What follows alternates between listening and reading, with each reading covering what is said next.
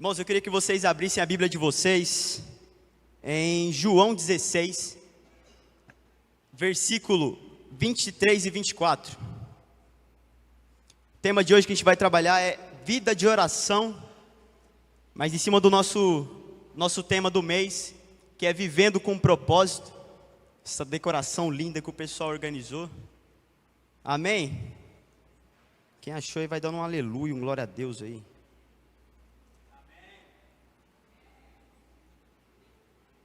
Eu vou ler no telão na versão que tem aqui. Fica melhor para vocês acompanhar. Naquele dia, vocês não me perguntarão mais nada. Em verdade lhes digo, que o meu Pai dará a vocês o que pedirem em meu nome. 24. Até agora vocês não pediram nada em meu nome. Peçam e receberão para que a alegria de vocês sejam completas. Amém? Esse texto retrata bastante a relação entre os discípulos no momento em que Jesus ele acaba de anunciar sobre a questão de que ele iria subir aos céus, iria ascender, e ele está ali preparando os seus discípulos para quando ele subir.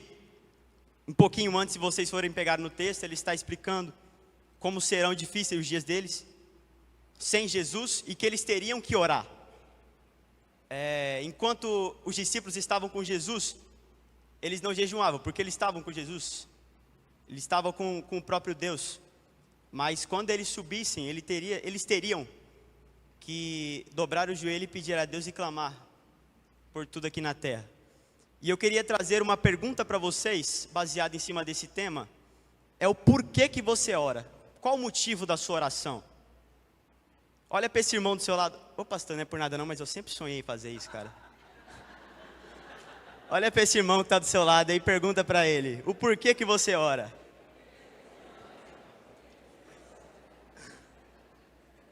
Aleluia. Falando em oração, vamos orar, gente? Oremos. Obrigado, Pai, Espírito Santo, pela oportunidade de estar aqui, papai. No nome do Senhor Jesus, que o Senhor venha estar nos direcionando com a Tua palavra. Que o Senhor venha me direcionar, porque de mim não sai nada. Em nome de Jesus, eu quero ser a Tua boca, Pai. Que a Sua palavra seja nítida em nossos corações. Eu clamo aqui nesse lugar, por revelação do Teu Espírito Santo, Pai. Que o Senhor traga todo o entendimento da Tua palavra e o discernimento agora nesse momento, Pai. Que daqui saia um povo cheio do Espírito Santo, conhecedor da Tua palavra. E eu creio que o Senhor irá transformar uma geração, impactar corações aqui neste lugar. Em nome de Jesus, Pai. Assim eu oro, a igreja diz amém. Amém. Aleluia. A oração, eu queria entrar num contexto do porquê que a gente tem que orar, para fazer com que isso fique nítido em nossas mentes. Porque eu tenho certeza que para alguns, quando eu perguntei o porquê que você ora, você falou, cara, porque eu preciso pedir para Deus, porque Ele é soberano e Ele vai me corresponder em tudo que eu pedir. Mas Deus, Ele sabe o que você vai pedir, porque Ele é onipotente, onisciente e onipresente. Então por que você pede? Sendo que Ele já vai fazer. Você pede por quê? A gente pede porque a nossa oração é um modelo da gente colocar em prática a nossa dependência de Cristo e a nossa fé. Porque Cristo, Ele fala sobre o propósito dEle para a gente, desde o início. O propósito de Deus é fazer com que a gente viva uma eternidade com Ele. Desde o início, desde o jardim, esse sempre foi o propósito de Deus. E ali acontece uma confusão, não consegue cumprir certinho esse propósito. E dali sai o livre-arbítrio, e a gente tem o livre-arbítrio para tirar as nossas próprias escolhas. E dentro disso, eu creio que no jardim a gente não precisava orar. Ou talvez sim, porque a gente conversava com Deus. Adão e Eva conversavam com Deus constantemente. Mas a pergunta que fica é o porquê que você ora? A minha oração, o meu motivo de orar, é porque Cristo, Ele já demonstrou o seu propósito para mim numa cruz. E Ele falou, sede santos. E eu oro para que a minha fé seja exercitada. E eu demonstro a minha dependência por Ele todas as vezes em que eu dobro o meu joelho. E é essa a intenção que nós devemos ter como um cristão. Amém? Queria que vocês abrissem Tiago 4. Capítulo 4, versículo de 2 a 3.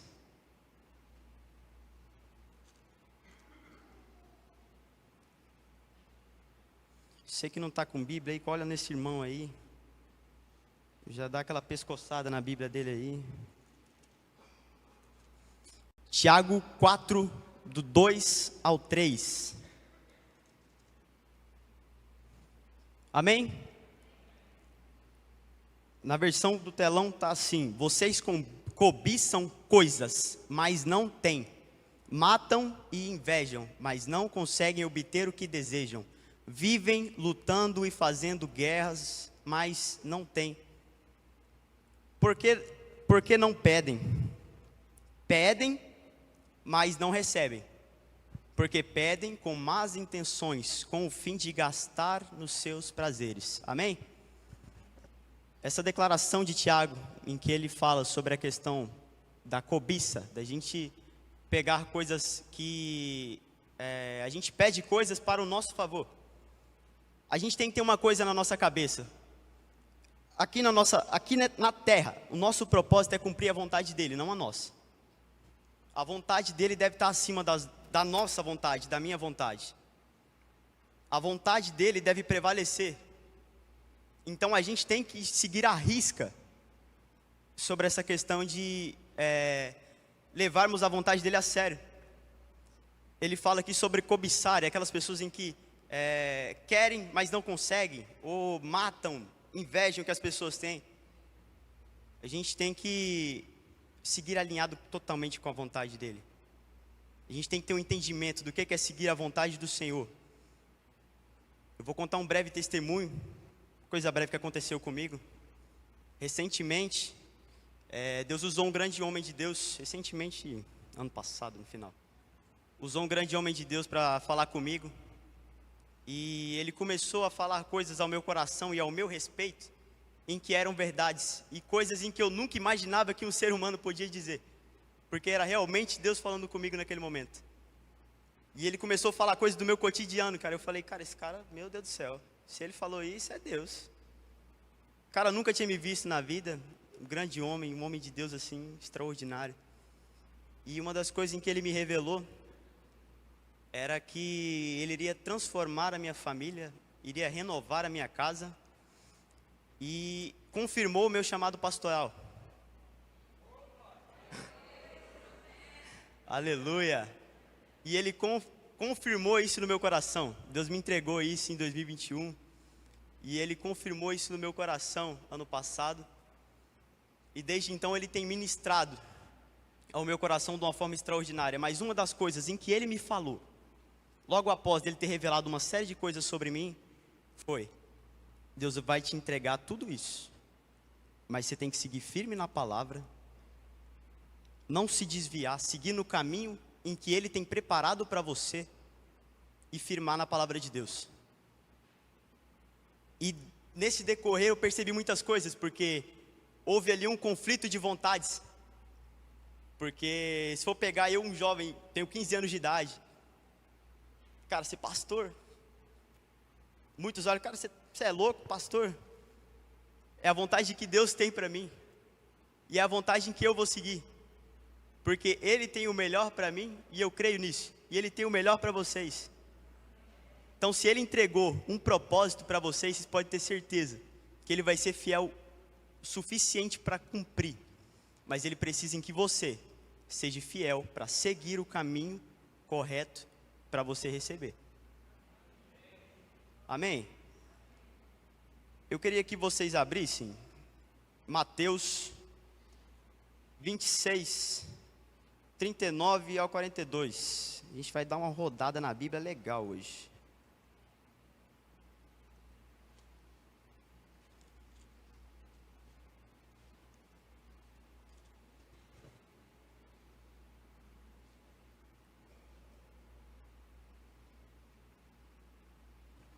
Amém? Mateus 26, do 39 ao 42.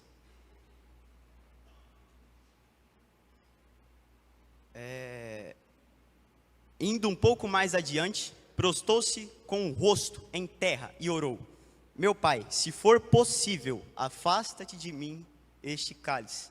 Contudo, seja feito a tua vontade. Depois voltou para os seus discípulos e os encontrou dormindo. E aí já não entra mais. Valeu, Mateus, você é o cara, meu. Esse texto ele reflete um pouco antes de Jesus ser crucificado, ser pego para levar. Estava no Getsemane orando. E ele levou 3 discípulos com ele, estava orando ali.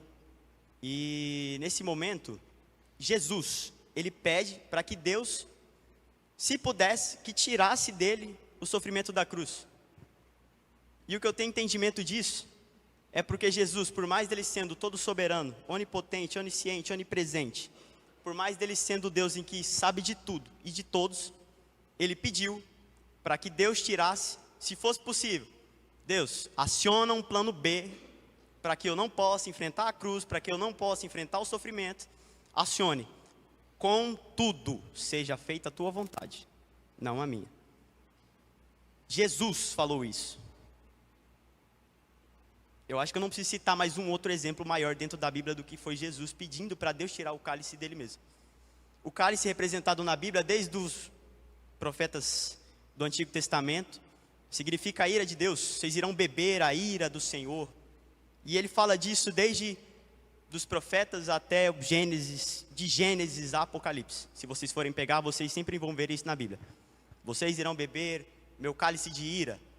E Jesus mesmo fala, se possível, se tiver um plano B, se tiver uma outra forma, eu não quero enfrentar isso.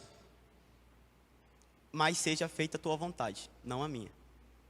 E essa é uma dificuldade muito grande para nós cristãos, porque é muito difícil esse conflito de vontades. É muito difícil a gente manter uma vida de santidade corretamente com Cristo, porque a gente tem vontades, a gente quer seguir nossos prazeres, a gente tem vontades. Tem muitas vezes em que a gente faz coisas porque nós não queremos, quase sempre. Eu tenho certeza que tem alguns irmãos aqui que amanhã, segunda-feira, não vão estar com vontade de trabalhar.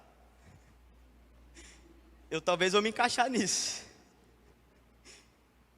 Mas só que a gente sabe de um compromisso em que a gente tem, um compromisso com a família, um compromisso em que a gente tem como filho de Deus de honrar o nosso trabalho, de estar na escola, principalmente a gente que é adolescente.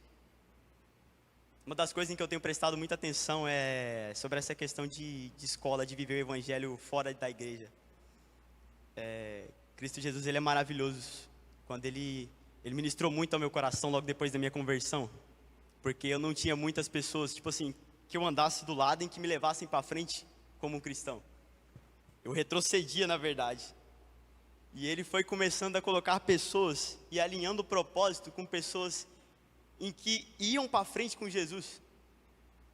E as pessoas à minha volta começaram a se tornar cristãs e seguir o caminho.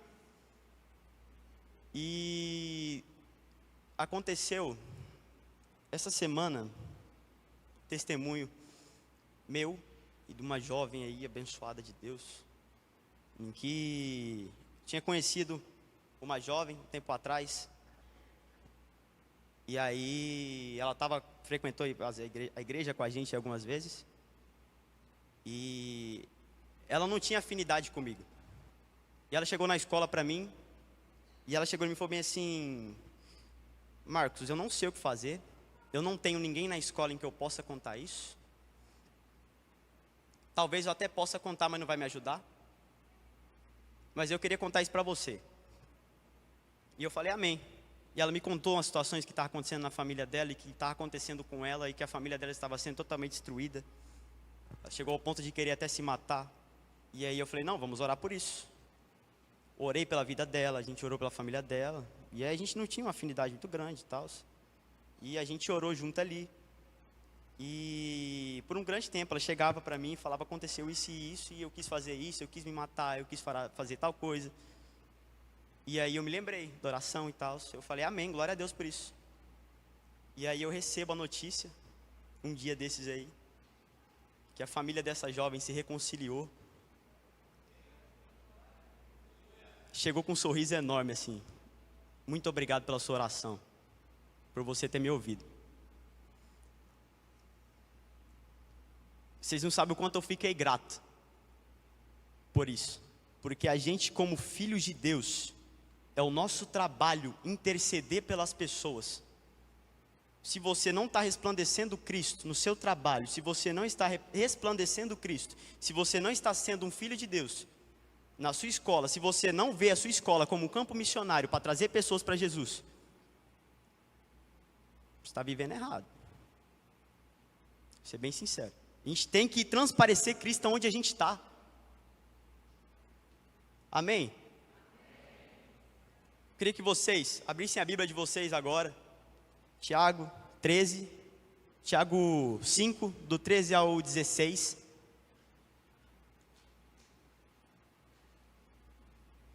Vamos falar um pouquinho sobre intercessão. Eu vou ler na minha Bíblia aqui, que tem uma versão dela muito show de bola aqui.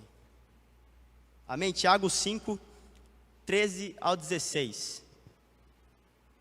Aqui fala: então vocês, alguém que está sofrendo, que ele ore. Há alguém que se sente feliz, que ele cante louvores. Entre vocês, há alguém que está doente, que ele mande chamar os presbíteros da igreja para que eles orem sobre ele e os unjam com óleo. O nome do Senhor, em nome do Senhor, a oração feita com fé curará o doente e o Senhor o levantará. E se houver cometido pecados, ele será perdoado. Portanto, confessem seus pecados uns aos outros, para serem curados. A oração de um justo é poderosa e eficaz. Amém? Dentro da oração, desse princípio em que a gente está falando aqui, eu separei 3 tópicos, que é a oração com intercessão, a oração de intimidade e... me esqueci. Oração de intimidade, intercessão. A outra a gente vai relembrando aí. A última, oração é guerra. Aleluia. Amém?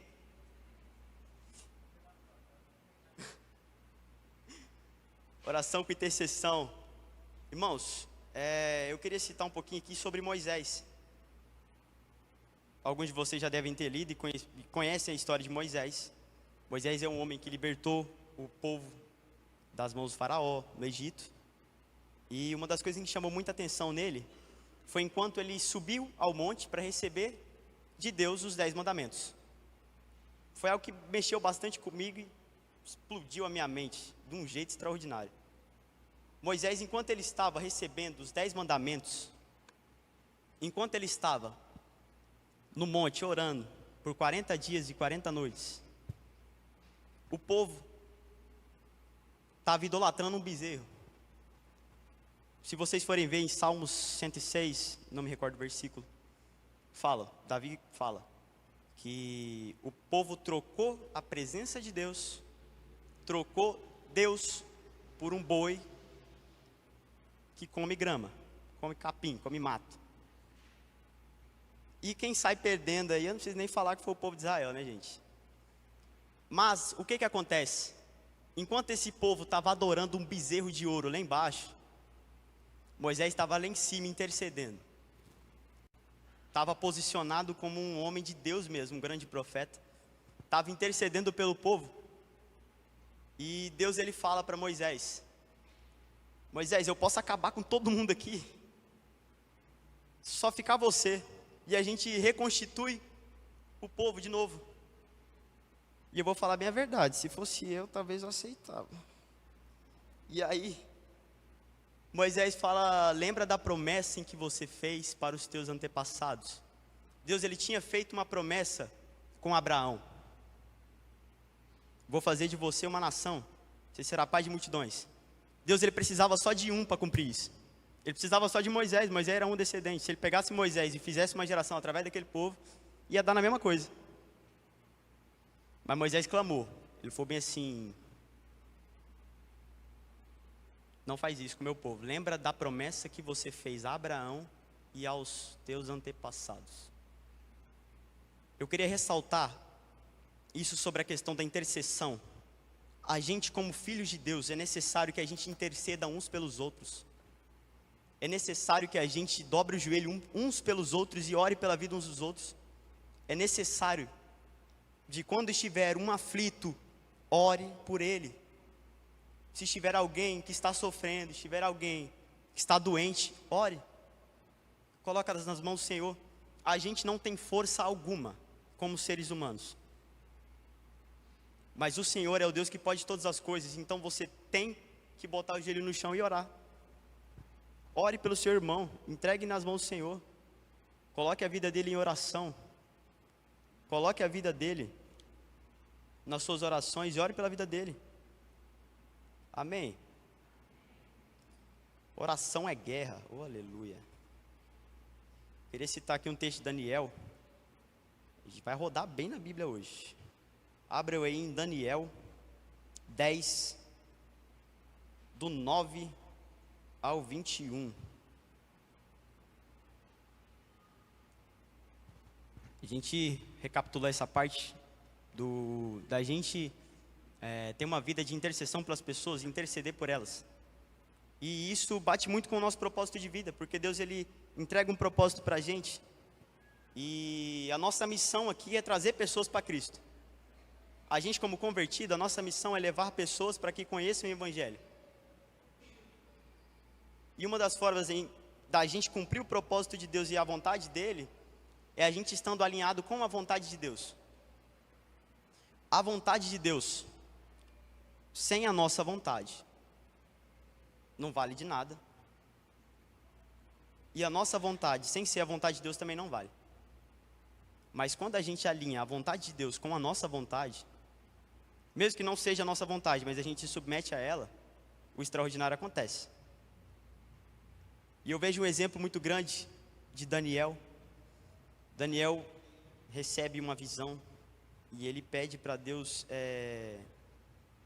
trazer resposta daquilo. Ele pede para Deus que revele o que era aquilo e traga discernimento e sabedoria para ele. E então, Deus manda um anjo para trazer essa resposta para ele. Para falar para Daniel o que Deus tinha para falar. E ao decorrer do texto, o anjo vai levar a resposta para Daniel. Eu vou ler aqui, na versão que eu estou, Daniel 10, do 9 ao 21. Fala bem assim: quando ouvi o som da tua voz, não resisti e desmaiei. Caí com o rosto no chão, mas uma mão me tocou e me pôs sobre as mãos e os joelhos. Daniel, ele disse, um homem de valor, Deus ama você demais. Levante-se e preste muita atenção. A minha mensagem, fui enviado para falar dela a você. Quando ele disse isso, eu me levantei, mas não conseguia parar de tremer. Fiquei tranquilo, ele continuou, não tenha medo. Quando você decidiu se humilhar para receber entendimento, sua oração foi ouvida, e eu me dispus a vir até aqui, mas fui impedido pelo anjo que é o príncipe do reino da Pérsia. Isso me atrasou por 3 semanas, mas Miguel, um dos anjos supremos, veio ao meu socorro e ficou ali com o anjo,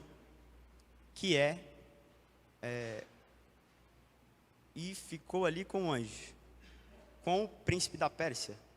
Estou aqui para ajudar você a entender o que vai acontecer com o seu povo, pois a visão fala do futuro. Enquanto ele falava, fiquei só olhando para o chão, não consegui dizer nada, e fui surpreendido por algo parecido com uma mão humana, que me tocou os meus lábios. Então abri a boca e comecei a falar. Quando ouvi, fiquei apavorado, minhas pernas ficaram bambas, e eu não conseguia me mexer. Como é possível que eu, um humilde servo, fale com alguém como o Senhor? Estou completamente paralisado, mal consigo respirar. Aquele ser que parecia humano me tocou outra vez e me deu forças. Ele disse, não tenha medo. Fique em paz, você é amado demais. Tudo vai ficar bem, tenha coragem, seja forte. Enquanto ele ainda falava, veio-me coragem e retomei as forças. Então eu disse, pode falar porque o Senhor me deu forças. Ele disse, você sabe por que vim aqui. Preciso voltar para a luta contra o anjo, que é o príncipe da Pérsia. E depois que eu o tirar do caminho, depois que eu o tirar do caminho, chegará o anjo, que é o príncipe da Grécia. Mas, deixe-me contar a você o que está escrito no livro da verdade: ninguém me ajudará na minha luta contra esses seres, a não ser Miguel, o anjo que é o príncipe de vocês. Amém. Esse texto fala essa questão de Daniel recebendo a resposta de Deus sobre a sua visão e pedindo sabedoria, discernimento e conhecimento da palavra de Deus. Naquele momento em que o anjo foi entregar a resposta para Daniel, houve ali uma batalha no mundo espiritual. E o anjo que estava levando a resposta foi parado pelo príncipe da Pérsia. Eu consigo tirar desse texto, e eu vejo no meu entendimento, em que dentro do mundo espiritual a gente tem categorias, não categorias, mas é uma hierarquia, querendo ou não. E esse anjo ele só consegue sair dali para terminar de levar a resposta para Daniel depois em que Miguel chega. Miguel é relatado na Bíblia várias vezes, que é um anjo em que, se vocês forem pegar ali no livro de Apocalipse, é um anjo que irá lutar com Satanás. Então ele tem um poder muito grande dentro do mundo espiritual. E ele foi o único que conseguiu parar a luta para que o outro anjo conseguisse levar a palavra. E eu percebo que a nossa oração move o extraordinário de Deus de uma forma tão grande, o espiritual se move através da nossa oração de uma forma tão grande que é esquisitamente forte. Quando a gente dobra o joelho no chão, quando a gente clama ao Senhor por uma resposta, por uma intervenção, para que Ele esteja conosco, para que algo aconteça perante a vontade de Deus, o espiritual começa a se mover.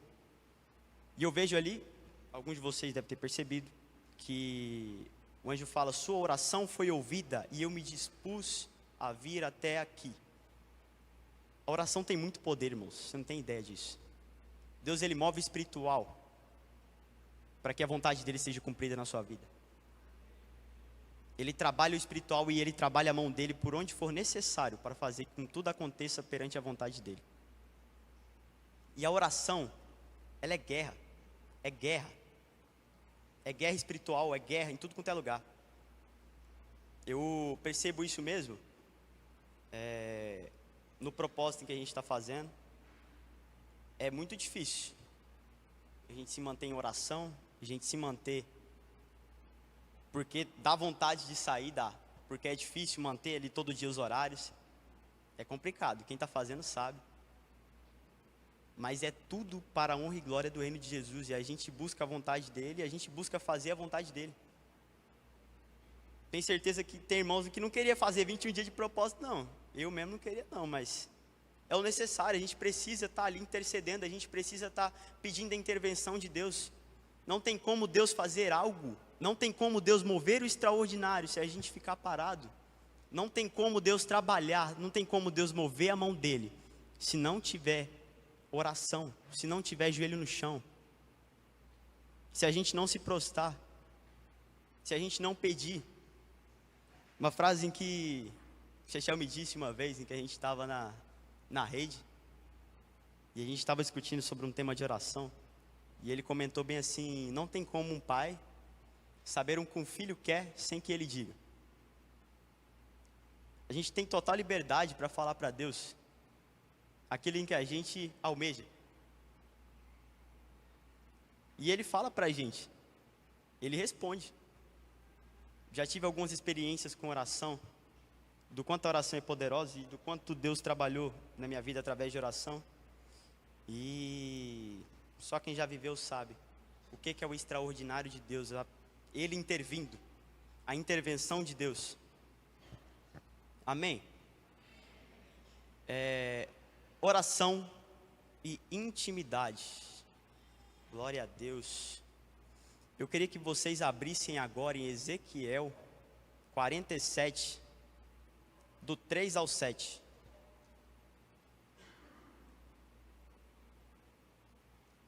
Ezequiel 47, do 3 ao 7.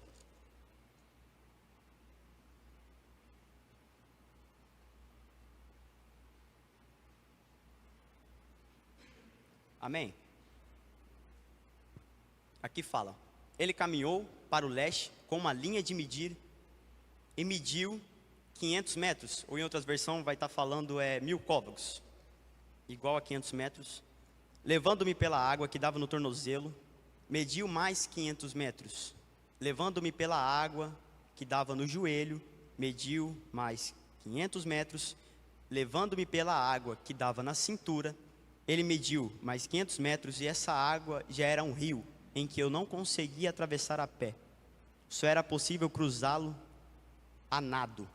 Um rio que ninguém conseguiria passar andando. O que eu acho interessante dessa passagem, em particular eu gosto muito dela, porque a passagem que Ezequiel conta sobre a visão que Deus levou ele ao trono de Deus, um pouquinho antes, e Deus levou ele para um lado do trono de Deus ali, leste, oeste, norte, sul, já me perdi ali nas coordenadas, mas aí Deus leva ele nessa visão, e nessa visão tinha um rio, em que tinha um cara com uma fita métrica.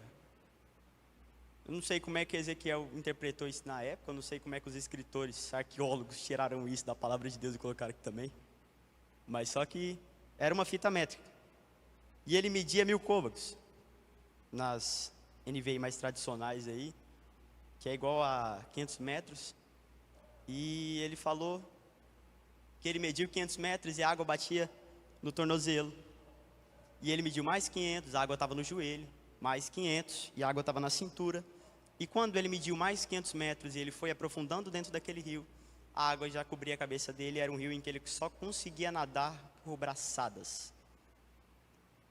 O que eu tiro desse texto é que Deus, ele chama a gente para o mais profundo. Ele quer que a gente vá no mais profundo. Ele quer intimidade com a gente. Ele quer ir mais profundo. Ele quer que a gente busque mais. Ele quer que a gente desça mais um pouco. Ouvi uma vez um homem pregando, em que ele comentou que os primeiros 30 minutos de oração é somente para matar a carne, para matar o nosso desejo, porque em oração mesmo a gente às vezes se ajoelha, e aí a gente fica pensando naquela temporada nova que lançou da série, doido para assistir, e a gente escolhe esses negócios assim para orar sempre de noite na hora de dormir, né, cara? Cara, isso é um problema, cara. Eu tenho um problema de sono incrível, quem já me viu aí, misericórdia. Durmo em tudo quanto é lugar, eu tenho um sono pesado demais. Eu mesmo não posso fazer uma proeza dessa nem... E esses primeiros 30 minutos é pra gente matar a carne mesmo. Pra você falar, cara, não quero minha vontade aqui não, eu vou orar aqui porque eu vou buscar mais, eu vou ficar aqui até eu achar Deus. E a gente tem que botar em oração, tem que ir. Tem que se entregar dentro da oração lá e ir mais profundo. Quem aqui já teve uma experiência, questão de oração, gente, quando a gente começa a orar, alguns aqui se derramam em lágrimas, outros já se acabam na presença, mas quem aqui já viveu o extraordinário de Deus através de uma oração que você fez no secreto? Em Mateus 6,6, ele fala: entrais no seu quarto, fechais a porta, clamar-te-ei e te responder-te-ei. Quando ele pede para a gente entrar no nosso quarto, é para a gente entrar no nosso mais íntimo. Ele quer que a gente entre no lugar de intimidade com Ele. Ele quer nos levar a um lugar de intimidade. Assim como o Chechel falou, o pai não sabe o que o filho quer sem ele pedir. Peça, se entregue em oração. Entra dentro do seu quarto lá e se derrame em oração. Não se preocupa com o tempo não. Só sai de lá a hora que você estiver acabado na presença já. Mas se entregue realmente, de coração. Fica pensando nessa série que a gente tem que assistir aí não, porque não vai rolar oração não. A gente vê grandes pessoas, grandes homens e mulheres de Deus tá ministrando aqui, e aí acontece o extraordinário, e Deus move, e sai pessoas daqui cheias do Espírito Santo. E aí, uma coisa que eu falo para você, você sabe quanto tempo de oração essa pessoa tirou antes de estar aqui para fazer isso? Quanto tempo de oração será que ela gastou para poder estar aqui ministrando A mão de Deus se move ao nosso favor. Mas se a gente estiver alinhado com a tua vontade, a gente estiver em oração. João 11, na morte de Lázaro, Jesus ele agradece por Deus ter feito um milagre na vida de Lázaro.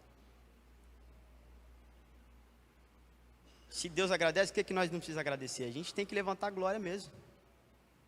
Deus, ele mesmo sendo Deus, ele tirava o tempo de oração com os seus discípulos.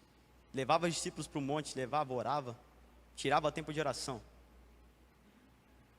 O negócio é que a gente está crescendo achando que não precisa ter uma vida de intimidade com Deus. A gente precisa se entregar para o total para Ele na presença dEle. A gente precisa buscar intimidade, buscar níveis mais profundos. Amém? Eu queria contar um testemunho. Já estou pegando uns 3 testemunhos já, meu Deus do céu. Eu, desde pequenininho, não que agora eu não seja muito grande, mas desde muito cedo,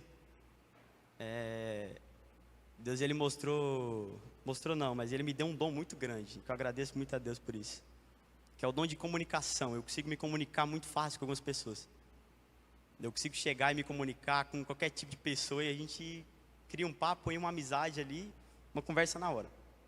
Eu lembro que desde de criança mesmo, a minha família sempre me ensinou a estar trabalhando no ramo, trabalhando mesmo. Questão tipo assim, cresci trabalhando em feira, vendendo. Aos 11 anos eu estava vendendo água de coco na rua, no carrinho. E para fazer uma renda para mim mesmo, nem precisava. É para mim mesmo. Eu falei, cara, fazer minha renda, velho. E minha família me vai lá, tô apoiando. E isso foi criando e desenvolvendo em mim uma capacidade de me comunicar muito rápido. Eu me comunicava muito bem com as pessoas, eu era bem desenrolado. Chegava e, cara, se o cara nem queria comprar água de coco, eu fazia levar 3. E isso foi desenvolvendo em mim de uma forma muito, cara, eu fiquei surpreendido. Portanto que eu tenho certeza que mais da metade da igreja que me conhece já. E isso facilitou muito dentro do meu processo de conversão. E eu agradeço muito a Deus e pela minha família por isso. Porque isso foi me forjando. Talvez se não fosse isso, talvez eu não estaria aqui hoje. Você foi um menino vergonhoso no início. Meu Deus do céu. Não tinha coragem de falar nem a pau. Mas antes disso, aconteceu uma série de coisas. Eu cresci, meus 8 anos de idade, meus pais se separaram. E isso aconteceu ali por média de 2014, 2015, se eu não me engano, por aí. Não vou saber fazer as contas aqui agora. Mas só que isso foi um processo em que me abalou muito. Isso criou um vazio dentro de mim muito grande. Porque quando a criança cresce sem uma paternidade, sem uma pessoa pra gente olhar para ela e falar, eu preciso ser igual a ela, e a gente se modelar, tendo uma visão de um homem dentro de casa, é muito diferente. E eu cresci sem essa visão. Meu pai se separou da minha mãe. E aí, a gente começou o nosso trajeto, somente nós. E Deus ele foi trabalhando na minha vida. Mas ao decorrer desse tempo aí, esse vazio que eu estava sentindo, eu queria suprir com outras coisas. Amizades erradas. Uma delas, com 12 anos de idade, eu estava me envolvendo com meninas. Não que eu tenha trocado de ideia, né?